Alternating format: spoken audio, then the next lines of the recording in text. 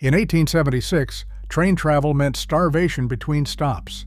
Passengers gnawed stale railroad pie and drank coffee as bitter as wormwood, served by men who reused the same plate for the next batch off the train. Then, a British immigrant named Fred Harvey put white linen and real china in a desert depot and changed how America ate. Number 14 on this list was a favorite of a future president. Number 3 was so generous it embarrassed the competition. And number 1 was hauled across hundreds of miles of poisoned desert water just so it could taste right. These 25 dishes were served by the famous Harvey girls in 25 minutes flat, then vanished when the highways came. Hit subscribe. Let us count down. Number 25. Fresh baked bread and feather rolls. Before the train ever whistled in, the smell hit you. Every Harvey house baked its own bread on site, sometimes hundreds of loaves and rolls a day, because Fred Harvey would not serve a traveler day-old anything. The dinner rolls came to the table hot, pulled apart in a cloud of steam, with cold, curled butter on a chilled plate beside them. A Harvey girl set them down without you asking, because anticipating your needs was the entire job. In a country where trackside food was often a heavy biscuit you could throw through a window, this was a small miracle. The bread alone told you that you had walked into a different kind of place, that someone here actually cared whether you ate well before you climbed back onto a swaying car for another 300 miles. Number 24, flannel cakes. These were not the thick flapjacks you picture. Harvey's flannel cakes were made with a yeast batter, 1 pound of flour, a quart of water, a small yeast cake set to rise overnight, then worked with beaten eggs, melted butter, and a little maple syrup. Cooked thin on a screaming hot griddle iron, they came out so light and delicate that they earned their name. They felt like flannel on the tongue. A stack arrived golden and lacy, with real maple syrup, and a pat of butter sliding down the side. Travelers who had been eating salt pork and hardtack for days wept a little over these. They cost pennies to make, but they tasted like civilization. The yeast is what modern cooks skip, reaching for baking powder instead, and that single shortcut is why nothing on a diner griddle today tastes quite like what the Harvey girls carried out at 6 in the morning. Number 23, rice griddle cakes. When the cook had leftover boiled rice, none of it went to waste. He worked half a cup of cold, cooked rice into the pancake batter with his fingertips, then added milk, a beaten egg, and melted butter, then dropped the mixture by the spoonful onto the griddle. The rice gave the cakes a tender, almost creamy center, and tiny, chewy bits that made them more interesting than any plain pancake. By the time the last one went down, the first was already puffed, bubbling, and ready to flip. It was thrift, dressed up as luxury, which was the secret of the whole operation.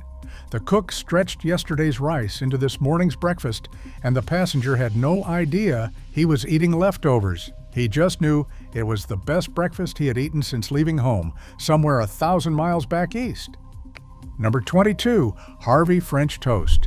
This was no soggy slab. Harvey's French toast became so legendary that decades later, the great American food writer James Beard made a point of recreating it himself. Thick-cut house bread was soaked in a rich custard of eggs and cream, then fried in butter until the outside turned crisp and lacquered gold, while the inside stayed soft as pudding. Dusted with powdered sugar and served with syrup, it ate more like dessert than breakfast. The difference was the bread, baked that morning, and the patience to let it drink the custard all the way through instead of just wetting the surface. A traveler stepping off a dusty platform at dawn could have a plate of this in front of him in 3 minutes flat. That was the genius of the place. Restaurant-quality food at depot speed before the locomotive had even finished taking on water. Number 21, calf's liver and bacon. Today, people wrinkle their noses at liver, but in the Harvey dining room, it was a proper supper for a working man. The liver was sliced thin, dredged lightly in seasoned flour, and laid into a hot skillet for barely 2 minutes aside, just long enough to brown the outside while leaving the center faintly pink and tender. Cook it longer and it turned to shoe leather, which is exactly how a whole generation learned to hate it elsewhere. Done the Harvey way, it was mild, rich, and almost sweet, piled with bacon and a heap of onions cooked down soft and golden in the drippings. It was cheap, it was nourishing, and it delivered a punch of iron that kept rail crews and cowboys upright through brutal days. The cooks knew the timing by instinct. That instinct is the thing we lost. Number 20, mountain trout. Out west, the Harvey houses served fresh trout pulled from cold streams, and the chefs prepared it with a detail that would horrify a modern health inspector. The original instruction was to clean the fish, but leave the head, the tail, and the natural slime on the skin, because that coating carried the flavor.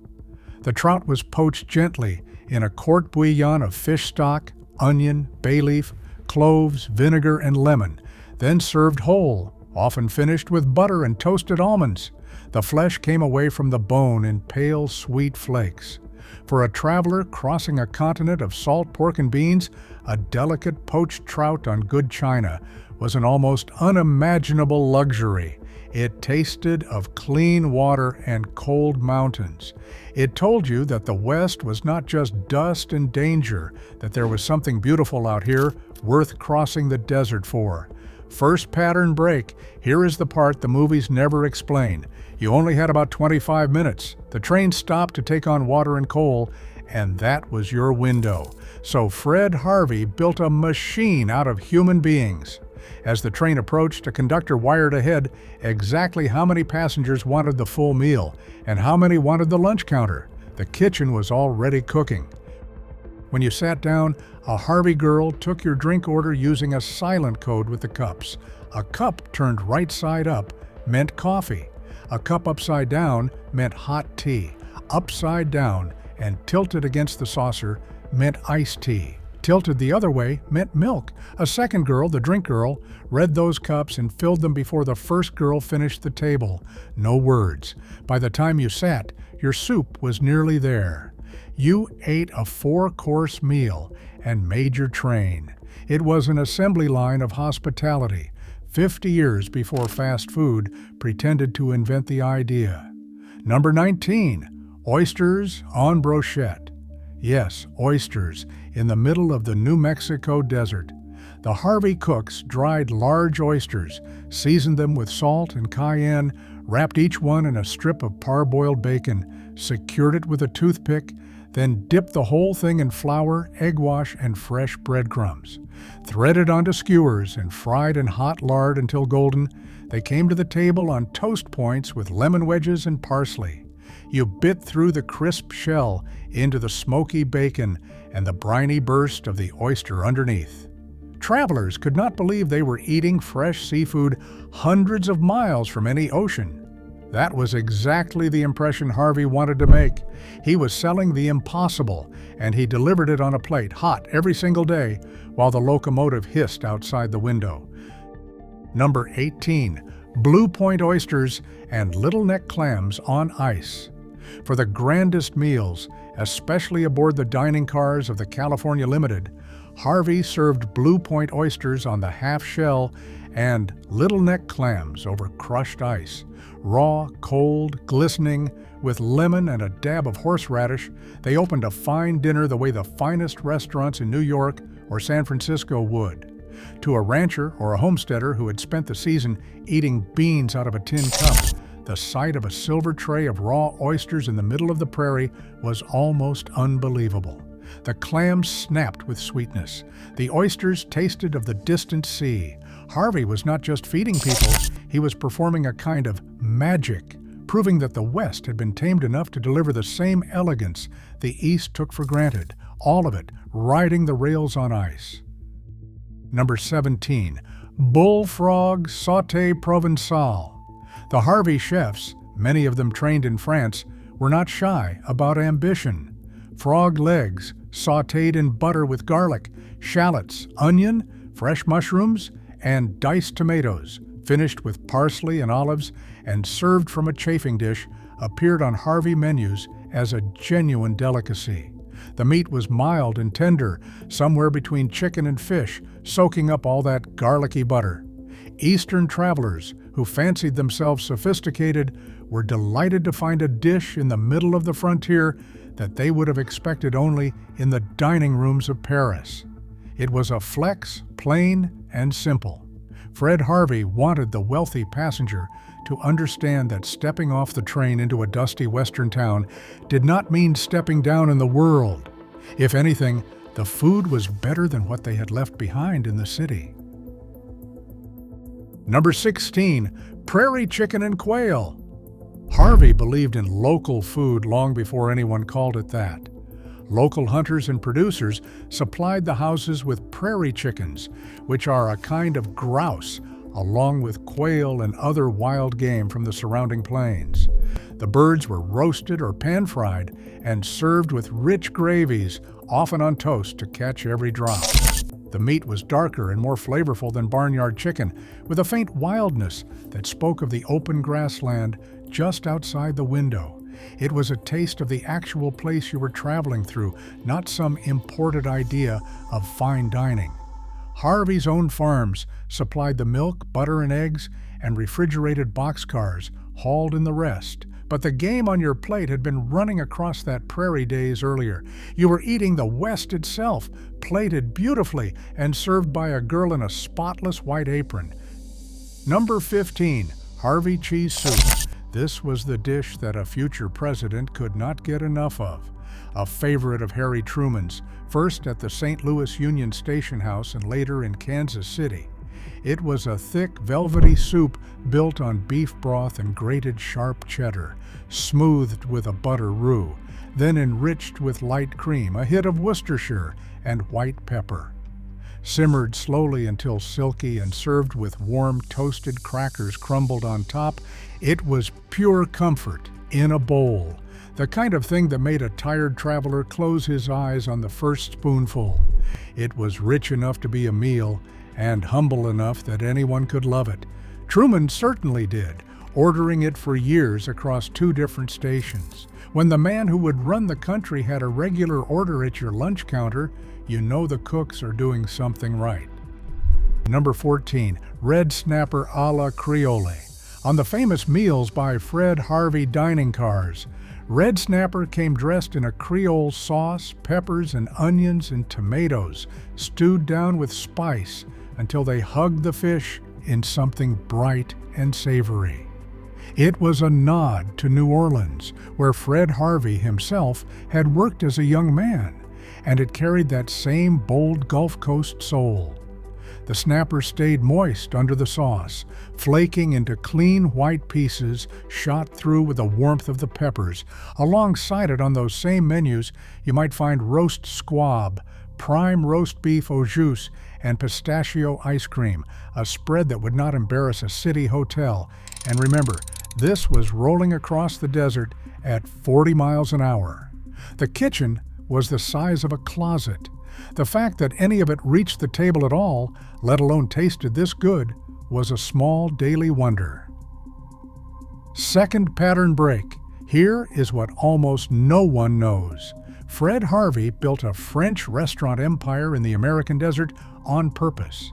He hired chefs from Europe and trained his kitchens in the techniques of Auguste Escoffier, the man who basically invented modern fine dining. That is why the food tasted the way it did.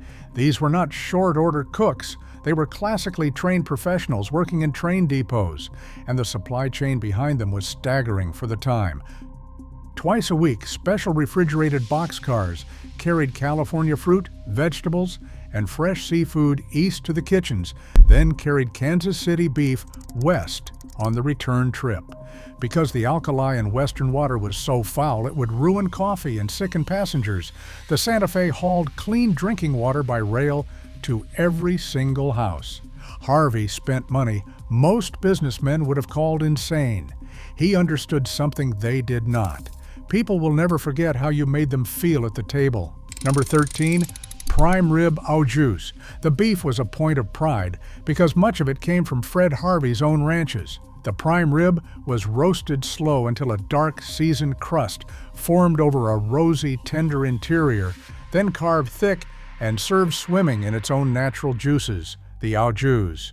There was no disguising cheap meat here, no heavy sauce hiding a tough cut.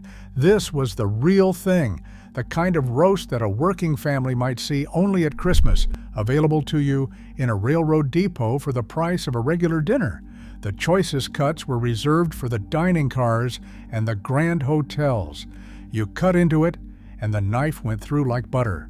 For a traveler used to the gristle and gravy of trackside stew, that first bite of properly aged, properly roasted beef was something he would describe to his grandchildren. Number 12, tenderloin steak and French fries. The standard. Harvey dinner, 60 cents in the early years and climbing to $1 by 1918, often centered on a tenderloin or sirloin steak with a pile of crisp French fries, broccoli, hot rolls, and coffee or tea. For 60 cents, in a country where a good restaurant meal could cost far more, you got a multi-course dinner cooked by a trained chef and served on imported china. The steak was thick and properly seared. The fries were fried fresh, not sitting under a lamp. The whole plate was a deliberate bargain, because Harvey knew that fair value built loyalty, and loyalty filled his houses for decades. Instead, he kept the price low and the quality absurdly high. And in doing so, he taught an entire nation what a restaurant was supposed to be. Number 11, roast squab. Squab, which is young pigeon, was a genuine fine dining centerpiece in the Harvey kitchens, the kind of bird you would find at the most expensive tables in the great cities. Roasted until the skin turned crisp and mahogany, and the dark meat stayed juicy underneath, it was small, rich, and elegant, often served whole so the diner could see exactly what he was getting. It was the sort of dish that announced an occasion. A man treating his family on a long journey, a couple celebrating, a businessman closing a deal, would order the squab and feel like royalty doing it. That a frontier depot could put a perfectly roasted squab in front of you in the same 25 minutes it took the train to take on water says everything about the standard Fred Harvey refused to lower, no matter how far from the city his houses stood. Number 10, baby turkey a l'albufera. This is where the kitchen showed off. A whole baby turkey was singed, cleaned, and stuffed with risotto studded with diced truffles, then poached slowly in stock with vegetables and a bouquet garni until tender. It was finished with albufera sauce, a luxurious supreme sauce reduced from the bird's own broth and enriched with meat extract and sweet butter, then garnished with little pastry shells filled with mushrooms and truffles. This was Escoffier-level haute cuisine, the kind of dish served at state dinners, appearing on a holiday menu in a railroad town. Truffles, in the desert. The travelers who ordered it on Thanksgiving had likely never tasted anything like it, and never would again, unless they came back to a Harvey house. That was the point. Harvey did not want to match the competition. There was no competition. He wanted you to remember this meal for the rest of your life. Number 9, Bright Angel Mexican Salisbury Steak. At the Bright Angel Lodge on the rim of the Grand Canyon, the Harvey chefs gave the humble Salisbury steak a southwestern soul. Lean ground beef was mixed with diced pimento, plenty of green chile, onion, breadcrumbs, and egg, formed into patties, browned, and then smothered in a red chili sauce.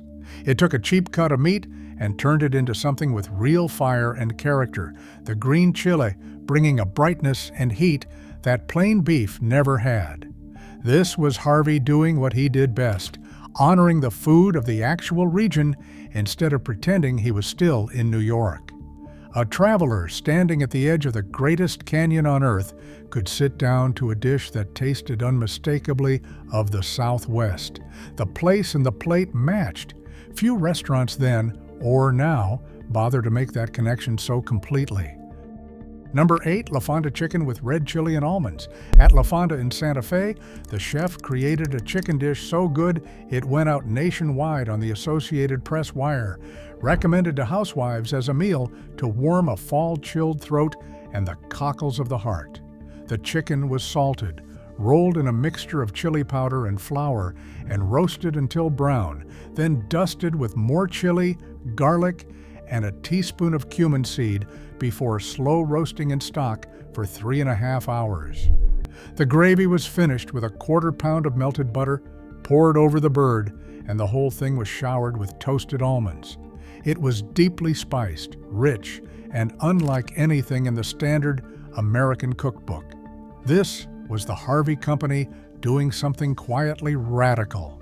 It was treating the regional Hispanic and native cooking of New Mexico as cuisine worthy of a national audience decades before the rest of the country caught up. Third pattern break.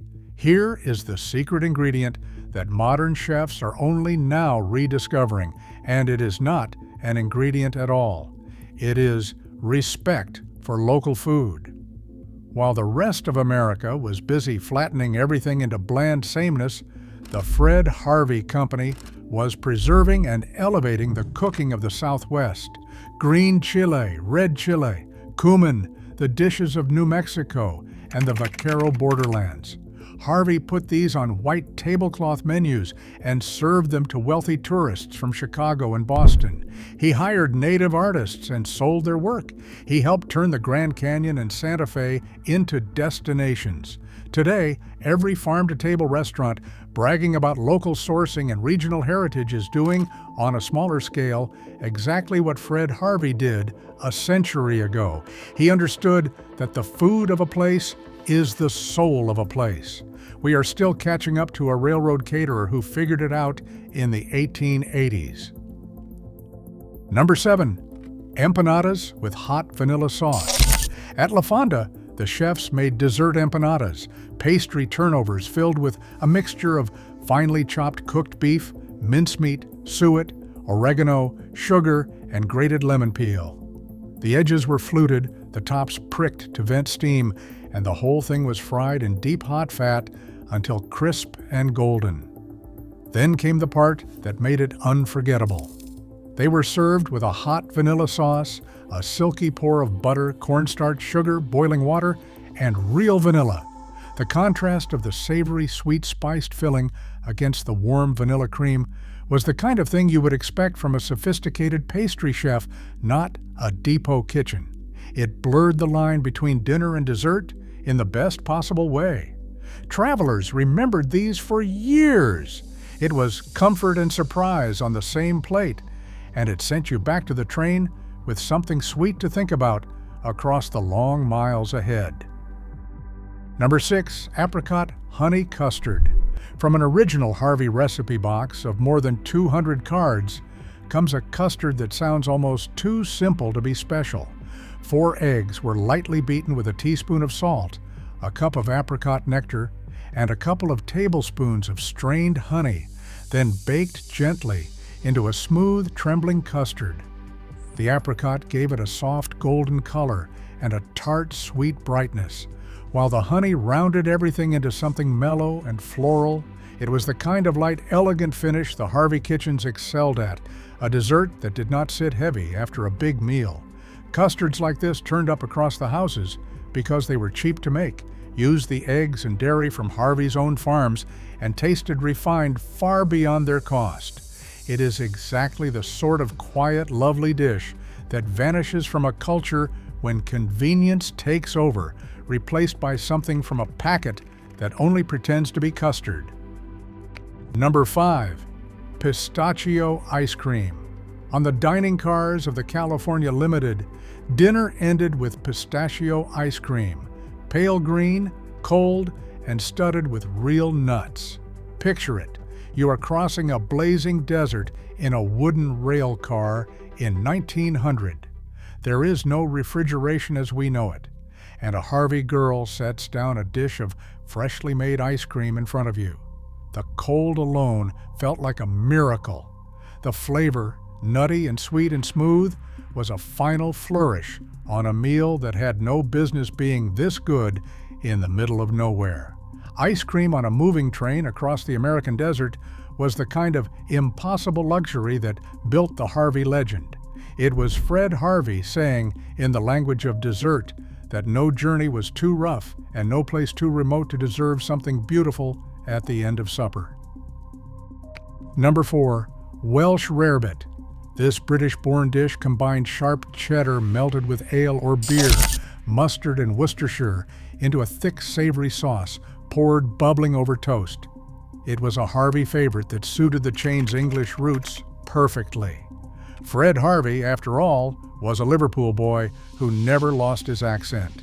The rarebit came to the table hot and glossy, the toast underneath soft at the edges and crisp in the middle, the cheese sauce tangy and rich. It made a satisfying light supper or a hearty snack for a traveler who did not want a full dinner before sleeping in a swaying berth.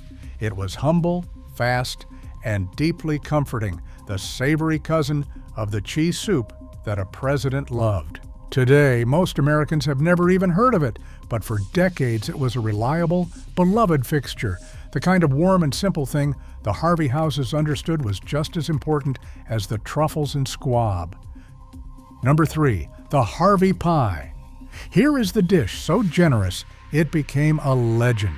Fred Harvey had a rule about pie. Where every other restaurant in America cut a pie into 6 or even 8 thin slices to squeeze out more sales, Harvey cut his pies into quarters, 4 enormous wedges, a quarter of a whole pie for the same price others charged for a sliver. The story goes that a manager once tried to cut the pies smaller to save money, and Harvey overruled him on the spot, insisting that no one would ever leave his table feeling cheated over a piece of pie. The pies themselves, apple, cherry, custard, lemon, were baked fresh in the house every day. That oversized wedge became a signature, a symbol of the whole Harvey philosophy. Give people more than they expect. Modern restaurants obsessed with portion control and margins have forgotten this completely. Fred Harvey knew that generosity, served on a plate, is the cheapest advertising money can buy. Number 2, the Super Chief Dining Car Feast. By the 1930s, the Fred Harvey name rode the most glamorous train in America, the Super Chief, the train of the stars that carried Hollywood between Los Angeles and Chicago. Mary Coulter designed a special china pattern called membrano, based on ancient Native American pottery, just for these cars. On it, Harvey served caviar, charlotte russe, fresh seafood, and elaborate multi-course dinners to movie stars and millionaires racing across the desert at speed. This was the absolute peak of American rail dining, the most luxurious meal the country could offer outside its grandest hotels, served on hand-designed china to the most famous faces in the world. It represented everything Fred Harvey had been building toward since that first 20-seat lunchroom in Topeka. From feeding hungry settlers a hot biscuit to plating caviar for Hollywood royalty, the Harvey Company had carried fine dining clear across a continent that 60 years earlier had nothing but rancid stew. Number 1, the coffee. Of everything Fred Harvey served, the coffee was sacred. He was obsessive about it. The coffee had to be fresh, brewed in small batches, and thrown out after 2 hours, no matter what. It was never reheated, never bitter, and never the wormwood sludge that defined trackside dining everywhere else. Because the alkali water of the West would ruin it, Harvey had the railroad haul clean water hundreds of miles by tank car to every single house, just so the coffee would taste right. A traveler could get a fresh, hot, perfect cup of coffee in the middle of the desert, refilled silently the instant the cup ran low. It was the first thing many passengers tasted when they stepped off the train, and the last thing they had before they climbed back on. More than the truffles, more than the squab, that simple, honest, perfect cup of coffee was the promise of the whole Harvey system, that out here in the rough and dusty West, someone had decided you were worth doing right. That is the forgotten world the Harvey girls carried out on trays, 25 minutes at a time. Which of these would you order if your train pulled in tonight? Tell me in the comments, and tell me if your family ever rode the Santa Fe or knew a Harvey girl, because those stories are vanishing as fast as the recipes did.